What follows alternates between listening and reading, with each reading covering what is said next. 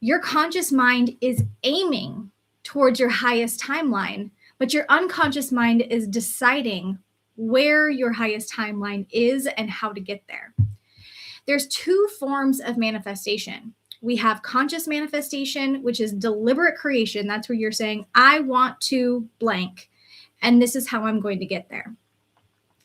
But your unconscious mind also manifests for you. It creates an automatic reality based on your identity, your beliefs, your trauma, and your nervous system patterns. So this is yesterday when we were talking about self-sabotage and imposter syndrome, all of those things. Those are unconscious manifestations. Okay. Remember that your unconscious mind and your conscious mind are always manifesting, even when your conscious mind is doing other things or taking a nap or distracted or whatever. So again, your unconscious mind isn't manifesting your desires. It's manifesting what you've permitted. Okay. I'm going to say that again because I think it's really important.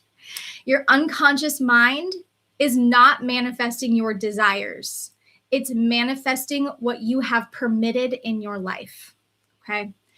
Again, this is your imposter syndrome that's telling you you're not ready for your highest timeline. You're not ready for the promotion. You're not ready for a beautiful relationship, whatever. Then you have your self-sabotage, which is pulling you off your path because, again, you're worried that you're not ready. And deservedness, which is limiting how you allow yourself to receive. Is that in this moment, you are willing to receive the information. Now, that doesn't mean you don't think about it critically, because you should always think about things critically and follow your own intuition and your own inner guidance. But you deserve to receive this information and use it for your benefit, for your highest timeline. We're going to talk about ethics in a few minutes because ethics is also really important. And I think it's the thing that blocks the majority of people's manifestations. So yes, we have limiting beliefs, but ethics of manifestation is even more important. Okay. So manifestations can be positive, negative, and limiting. Okay. Manifestation isn't always expansion. Sometimes it's a ceiling. And we, if you've ever heard about like break the glass ceiling, right? All of those things, that glass ceiling is not necessarily something other people impose on you, although it can be, but it can be something that we impose on ourselves. So manifestations aren't necessarily moral, although they can be. A lot of times it's mechanical. It's something that you're just simply doing. You're just in pattern. You're just moving through life unconsciously doing stuff, and then things are happening. Whether those things are good or bad, that's determined by, your own inner guidance and your own sort of perspective on your reality. So positive manifestations, for the sake of this discussion and almost every discussion I have about energy, positive manifestations are moving you towards something. Okay. So if I want to, have a healthy relationship, okay, I'm going to start acting in a way that moves me toward a healthy relationship, like exercising, eating healthy, taking care of myself, knowing when to say no, knowing when to say yes, right?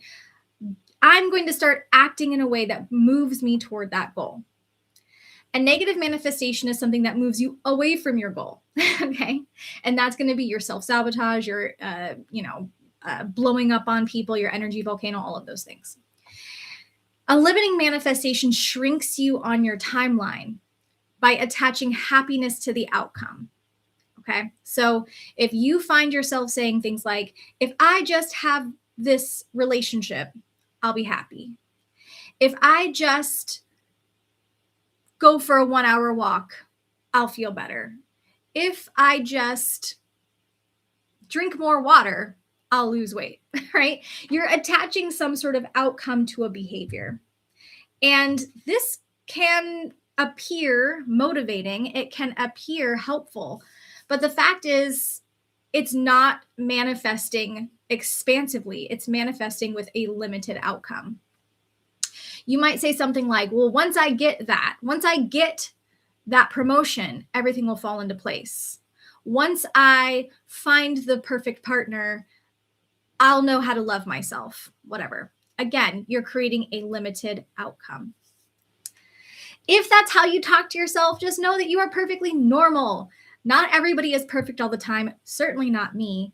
And so, yes, we do sometimes say things or act on things that are not in our highest good or highest timeline.